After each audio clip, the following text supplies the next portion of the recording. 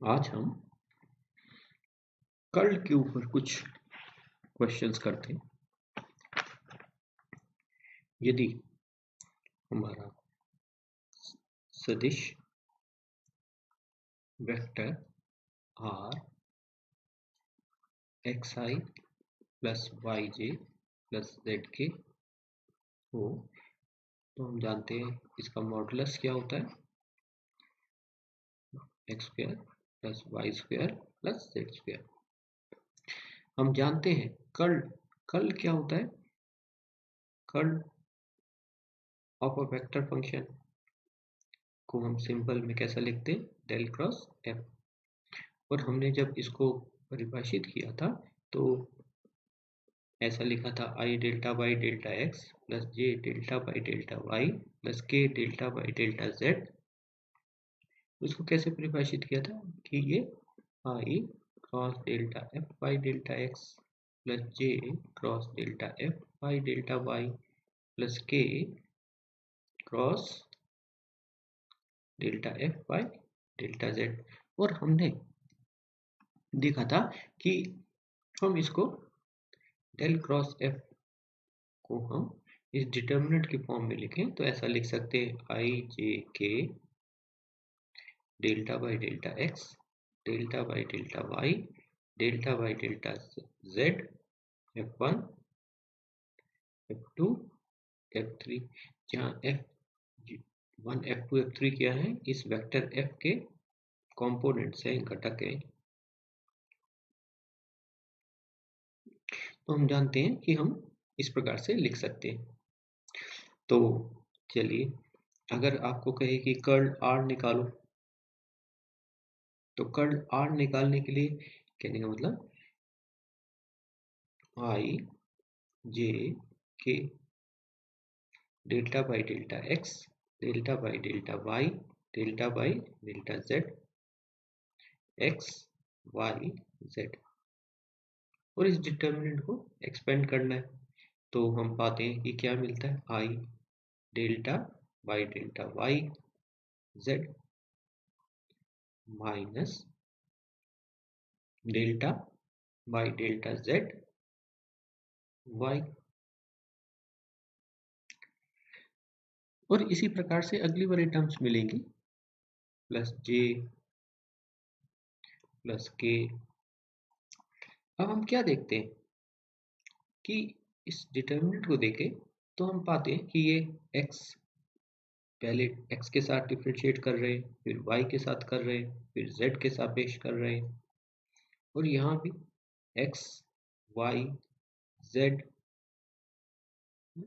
तो हम क्या पाते हैं कि ये इस वाली टर्म को अगर हम निकालें, इसकी अगली टर्म हम क्या मान के चलते हैं कि जहाँ x था उसमें यहाँ पे y अब आगे क्या आता है, x के आगे क्या आता है, y साइक्लिक वेक्टर्स, x के आगे y, y के आगे z, z के आगे फिर x ना। जहाँ पे y है वहाँ पे अब अगर हम इसको एक्सपेंड करेंगे तो हमको क्या मिलेगा, delta by delta z, z की जगह x, और z delta by delta y, y की जगह z है, z की जगह x आएगा। z के आगे फैक्टर क्या आता है, x। तो ये हमको जब विस्तार करेंगे तो ये मिलेगा। और अब इसके आगे वाली अगर हम टर्म लिखना चाहें तो हमारे पास क्या आएगा, प्लस के जेड, जेड के आगे क्या आता है, एक्स, एक्स के आगे क्या आता है, वाई माइनस एक्स, एक्स के आगे क्या आता है, वाई, जेड के आगे क्या आता है, एक्स। तो अगर हम विस्तार करें देखो तो ये रहा के वाली term, delta X by delta X to Y, X के साथ डिफरेंशिएट कर रहे हो वाई को, और माइनस दिस। तो हम क्या देखते हैं, हम इसको ऐसा लिख सकते हैं, अर्थात ये इसको डिफरेंशिएट करेंगे तो z का y के सापेक्ष आंशिक अवकलन, y के सापेक्ष पार्शियल डेरिवेटिव करते हैं तो z कांस्टेंट, तो ये 0, y का z के सापेक्ष डिफरेंशिएट करोगे तो क्या मिलेगा, 0, है ना। तो कहने का मतलब क्या हुआ कि इसको हम चाहे तो हम एक टर्म को एक्सपेंड करके ही अगली टर्म्स लिख सकते हैं। तो जैसे आपको कहे कि इसको निकालो curl of mod r raise to n r। यह जो सदिश है वह क्या है? Mod r raise to n तो स्केलर है, और यह वाली जो क्वांटिटी है वह वेक्टर है। तो mod r raise to n xi plus yj plus zk। आपको कहते हैं कि कर्ल इसका निकालो। तो कर्ल निकालने के लिए क्या हो गया, इसको अगर डिटर्मिनेंट की फॉर्म में हम लिखें तो हमारे पास क्या आ जाता है, i j k delta by delta x delta by delta y delta by delta z। ये mod r raise to n x, mod r raise to n y, mod r raise to n z। ये करना है हमको।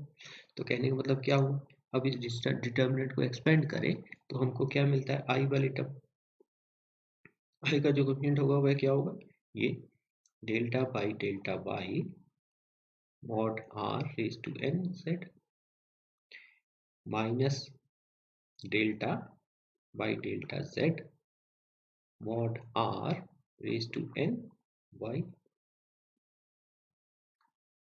और इसी प्रकार की terms आगे मिलेगी आपको।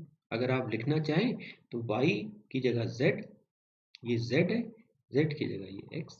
तो इसी प्रकार की टर्म्स आपको मिलती चलेगी।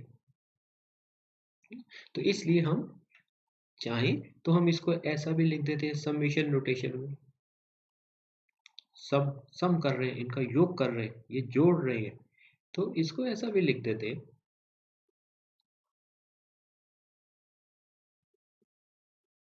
जो ऊपर लिखा है।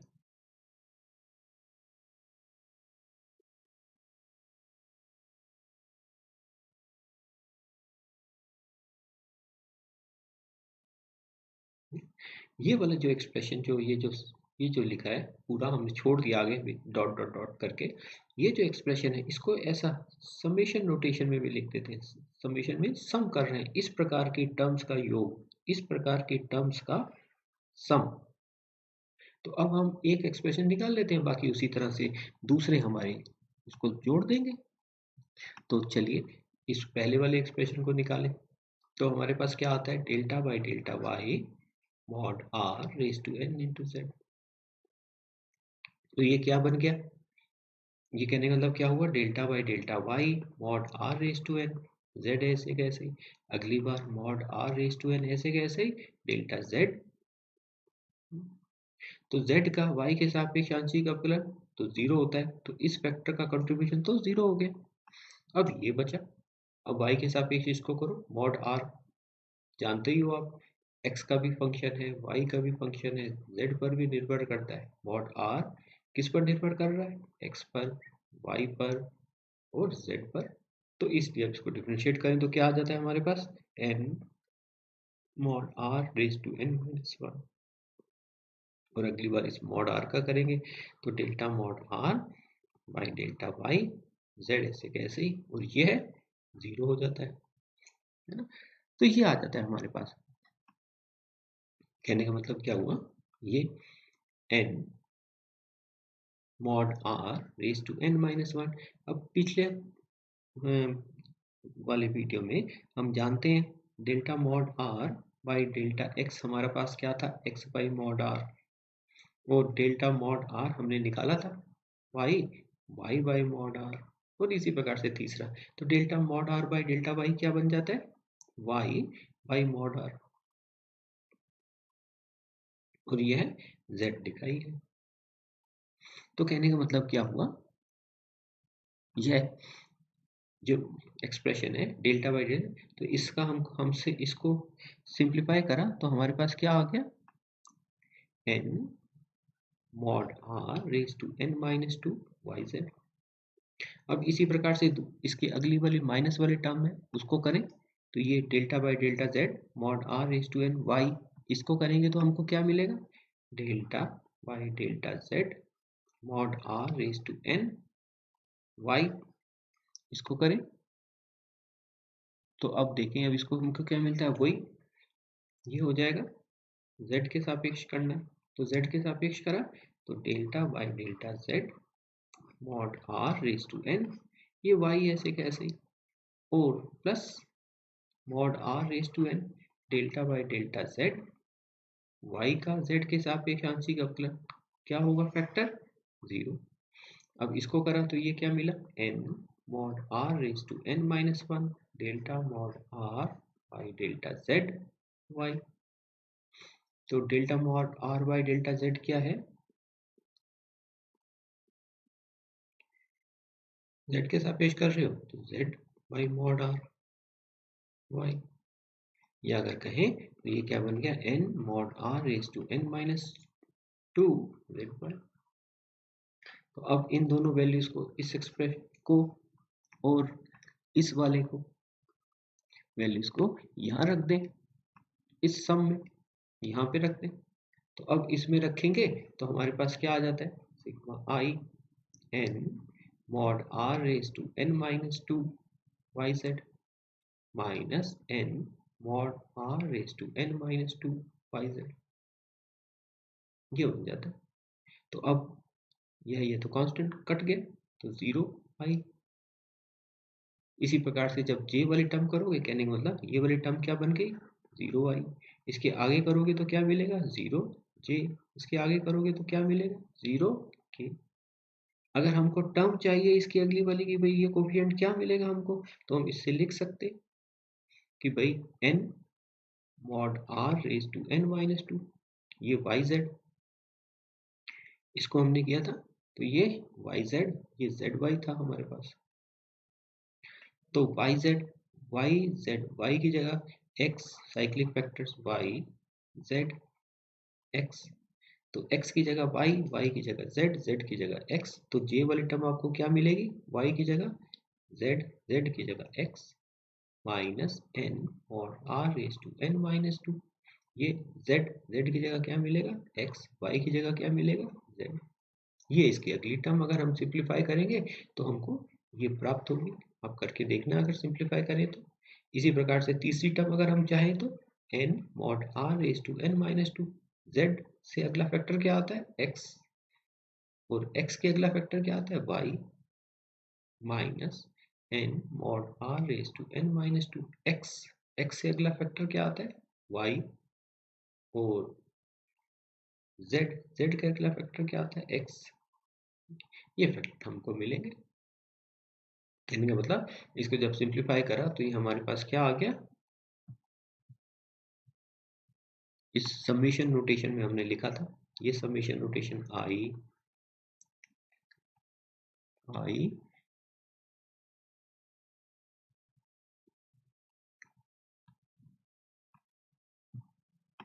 Delta Y mod r raise to n z minus delta Y delta z mod r raise to n y, ये लिखा था हमने। तो अब हमने जब सिंप्लीफाई करा तो हमारे पास ये क्या आ गया, ऐसा 0 है। इसका क्या मतलब है समेशन का, कि इसी प्रकार की और दूसरी टर्म्स मिलेंगी। कहने का मतलब 0i plus 0j plus 0k, या अगर कहो तो ये 0 वेक्टर हमारे पास बन गया।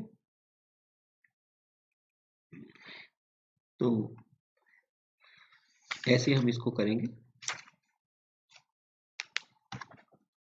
ये रहा। हम अब चलिए एक और क्वेश्चन करते हैं कि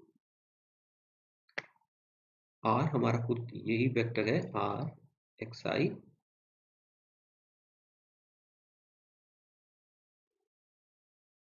r हमारा वेक्टर है xi plus yj plus zk। Mod r हो गया हमारे पास X square plus Y square plus Z square. A अचर सदिश है, कांस्टेंट वेक्टर है।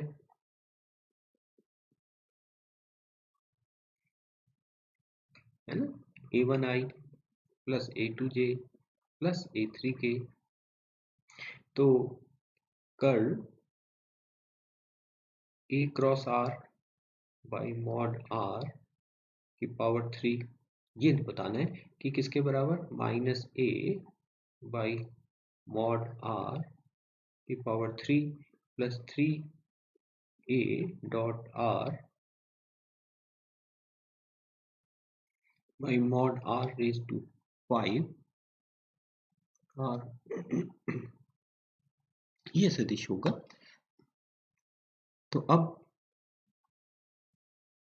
a dot r, a cross r, चलिए मान लेते हैं कि जैसे a हमारा सदिश है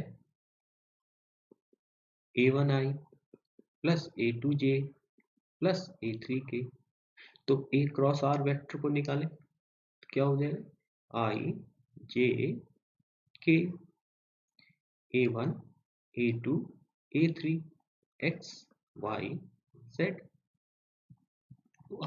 इसको सिंप्लीफाई करें तो ये हमारे पास क्या आ जाता है i a2z minus a3y plus j,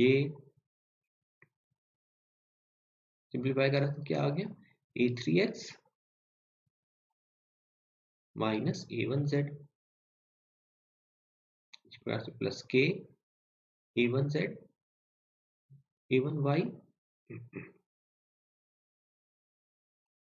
a1y minus a2x।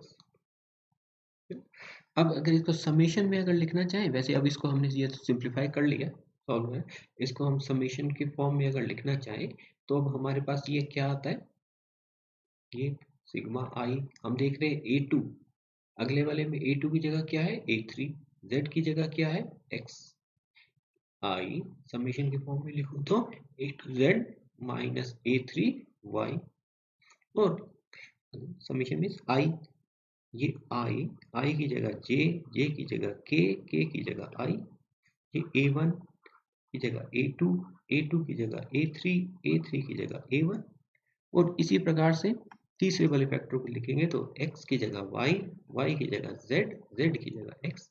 इसको हम देखें तो हमको ये दिखता है, हमको ये देखो a, अगली वाली टर्म मिली हमको, क्या मिला i की जगह j, a2 की जगह a3, z की जगह x, ऐसे ही a3 की जगह a1, y की जगह z, इसके बाद अगले में करें j की जगह k, a3 की जगह a1, x की जगह y, तो ये साइक्लिक फैक्टर्स अब ये हमको दिखते हैं, तो इसलिए a क्रॉस r जो है हम चाहें तो ऐसा लिख सकते हैं। तो अब यहाँ पे हमको निकालना है a cross r by mod r का क्यूब, अर्थात क्या हो गया हमारे पास a2z minus a3y by mod r का क्यूब। अब हमको इसका कर्ल निकालना है, del cross this a cross r by mod r का क्यूब। तो चलिए i j k, ये delta by delta X, delta by delta Y, delta by delta Z. चलिए इसको, ये जो है हमारा ये f1i, ये इस प्रकार का लिखा है, ये f वेक्टर मान लेते हैं, चलिए ये इसको f मान लिया, अर्थात f1 f2 f3, है ना। ये f जो वेक्टर है वह क्या है f1i plus f2j plus f3k।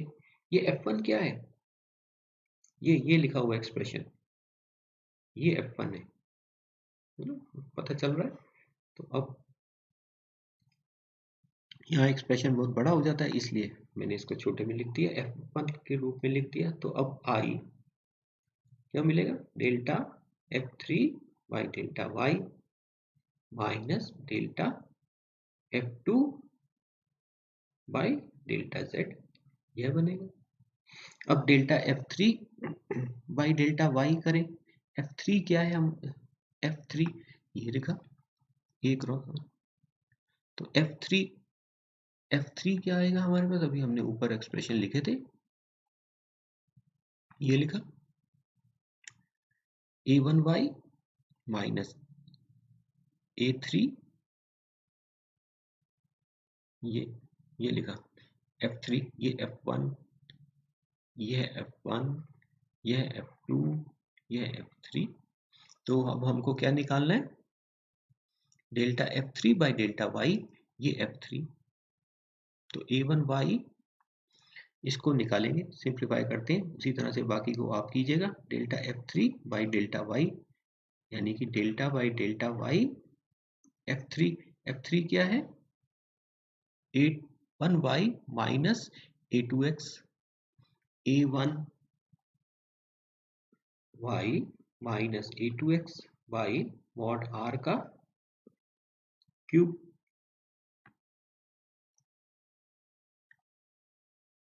By mod r का क्यूब, बाई मॉड r का क्यूब। इसको सिंप्लीफाई करते तो y के सापेक्ष करना है, तो ये y के सापेक्ष करें। चलिए इसको न्यूमरेटर को अलग कर लेते हैं, तो delta by delta y A1y minus A2x, नीचे 1 बाई मॉड r का क्यूब, ऐसे कैसे अगली बार A1y माइनस A2x, ऐसे कैसे डेल्टा बाई डेल्टा वाई किसको करना है, 1 बाई मॉड r का क्यूब करें। तो अब इसको अगर करेंगे तो अब हमारे पास क्या आ जाएगा, y को पार्शियल डेरिवेटिव करना है, तो कई बार अब हमने कर लिया, तो अब इसलिए इसको लिख सकते हैं A1 बाई मॉड r का cube plus A2y minus A1y minus A2x, इसको करना है, तो इसको करोगे तो क्या आ जाएगा, 1 बाई मॉड r की पावर 6 माइनस 3 मॉड r का square D mod r by dx। तो ये बन जाता है हमारे पास। अब इसको करें तो ये क्या बन जाता है, A1 बाई मॉड r का cube plus A1y minus A2x, ये तो माइनस 3 मॉड r का स्क्वायर, ये हो गया, ये पावर कटी तो 4 बाई मॉड r की power 4 into x by mod r, है ना। तो अब इसमें हमको क्या दिखता है, A1 बाई मॉड r का क्यूब प्लस प्लस नहीं माइनस, ये माइनस मिलता है हमको, minus 3 A1 by minus A2x, ये x और है by mod r raise to 5। तो अब अभी तो हमने बस यह delta F3 by delta Y निकाला है, इसी प्रकार से delta F2 by delta Z निकालो। अब यहाँ पे रखेंगे तो ये हमारे पास हमको एक कोफिशिएंट मिलेगा, इस i वाली का कंपोनेंट मिलेगा इस डायरेक्शन में, ये जो वेक्टर है i की डायरेक्शन में, यूनिट वेक्टर i की डायरेक्शन में कंपोनेंट मिलेगा। इसी प्रकार से जैसे अभी हमने ऊपर फैक्टर्स लिखे, उसी तरह से इन फैक्टर्स को करते हुए हम इस सॉल्यूशन को कंप्लीट करेंगे। तो ये आप इसको पूरा कीजिएगा, ये आपके लिए होमवर्क है। ठीक, थैंक्स।